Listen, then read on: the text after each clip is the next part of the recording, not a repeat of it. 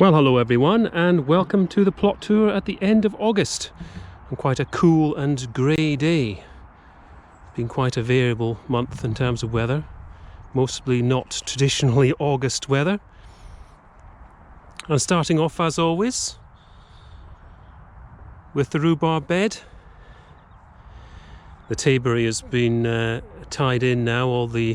This year's fruiting growth has been cut away, and next year's has been set, and slightly more than we had this year. Rhubarb's still looking reasonable, but it is actually collapsing now.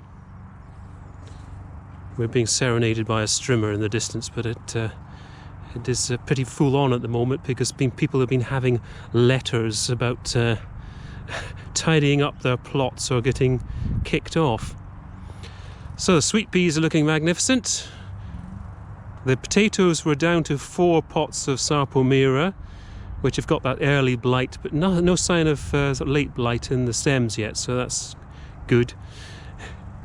Courgettes, they're doing well. This one's a bit of a monster.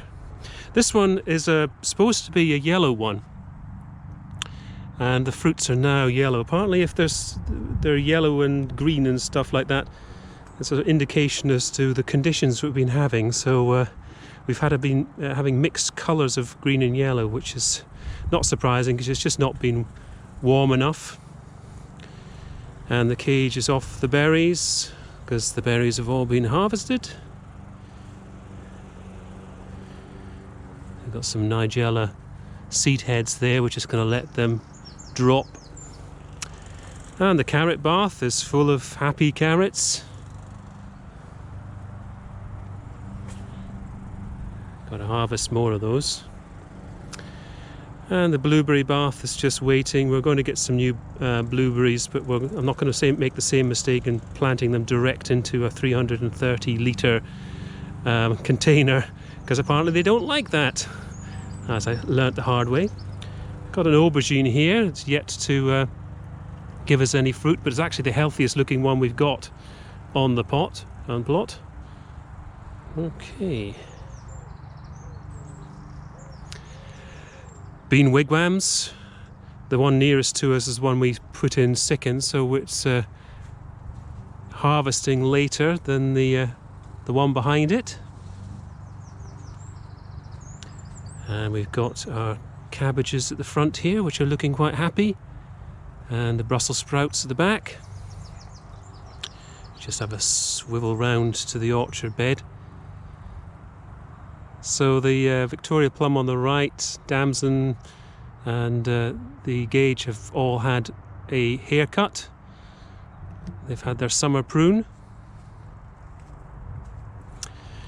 So peppers, they look a lot better than they are in terms of their fruiting. They're just not like this rubbishy weather we've been having. Fruits have not been forming, they've been rotting off. We've got some bolting lettuce there in amongst the sweet alyssum, which is looking rather lovely. So we got some lettuces.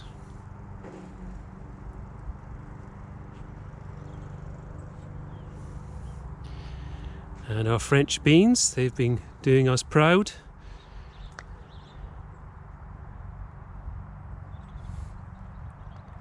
There are marigolds, carrots at the front here. Our tomato that has acquired some blight since the last time I looked at it. They've really been a dead loss, and a lot of people up and down the country have been saying that. And our sweet corn, yet to be harvested. It's nearly September. So Peregrine the peach has had its summer prune. Well, I've now found out that I really should have pruned it in April, so I've learnt my lesson, and I'm going to sort that out for next year. We've got a couple of massive sunflowers there. I'll just mention those when I get to them. The cherry tree bed, the rhubarb at the back there that I put in last year and absolutely hated it because of the heat, has been loving this wet, cold weather. So the tomatoes, this one hasn't actually got blight yet, amazingly. We're hoping we might get some fruit off that. We have had 1 or 2. It's not been a complete disaster. So this flowering sunflower is a Pike's Peak. That's probably about 10 feet high maybe. And the one beside it is a mutt. This one was saved seed from Pike's Peak last year, and it's crossed with something that's multi-headed. And it's also taller. So quite happy about that. So we still have some gladioli. Lilies have come and gone. Sedum started to come out. So of the salvias, Rhingium has finished really, just leaving the heads there. Waldo is going crazy. The tip layer that I have tried has taken. I just have to keep remembering to water it. So these are the two left of the aubergines. We picked the wrong year to try them because they have absolutely hated it. There is a fruit there, but it's riddled with holes. And I can't say I'm looking forward to trying it. In fact, I probably won't. Well, we got the dahlias up on the bank there. They're happy. And various things are dying down. This is one of the reasons why I've gone and got sedums. And the dahlias, of course, they come out and will stay until the first frost. The pluot, so the two fruit we got off it were delicious, and I'm looking forward to having more next year. I have again given it a bit of a severe prune. Hope it forgives me.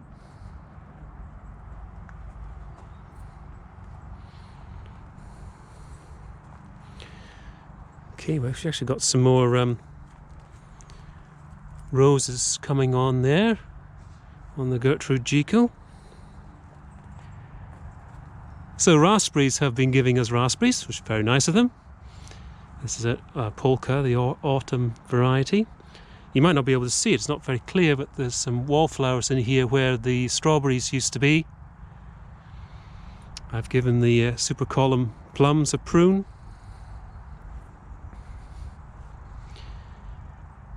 So we've got various things, beetroots along there and more wallflowers. Our jolly raspberries.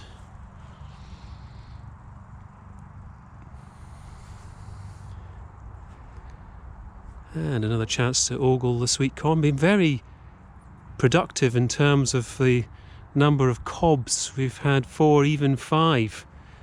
But very little tillering. I think there's 2 or 3 have been tillering down the bottom, which surprised us because they've got plenty of space to tiller, but very consistent with their heights, though. That's quite nice.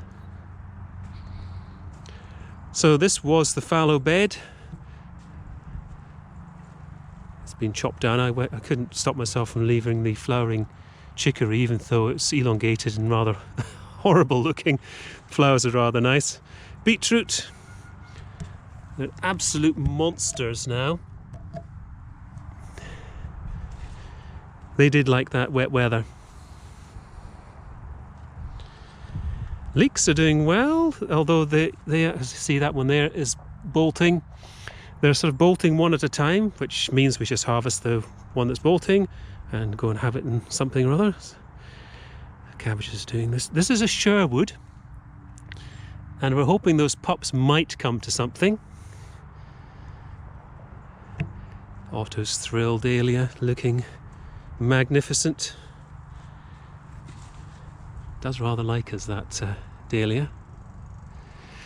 So I have sort of tentatively pruned some of the espaliers, but the new growth looks good. Well, you can see the ants farming the aphids there, so I'm definitely going to be doing that sort of greasing around the trunk next year. So we've been getting signs of some butternut squash coming. So we've got buckwheat and beans along the front here to save for seed. So the pinks have been flowering nicely, although very inconsistently because there's a whole host of different varieties. That's a variety called Bilbao, that dahlia there. Got a courgette at the back there that has been producing.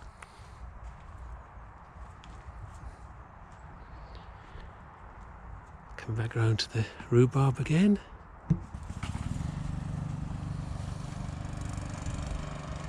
Okay, sweet peas have been a real interesting flower this year, because they say that you have to keep deadheading them to keep the flowers going. Well, I stopped deadheading them so that we would have pods for saved seed, and it's gone absolutely bonkers with the flowers since then. So not quite sure of the logic with that one, but I'll take it.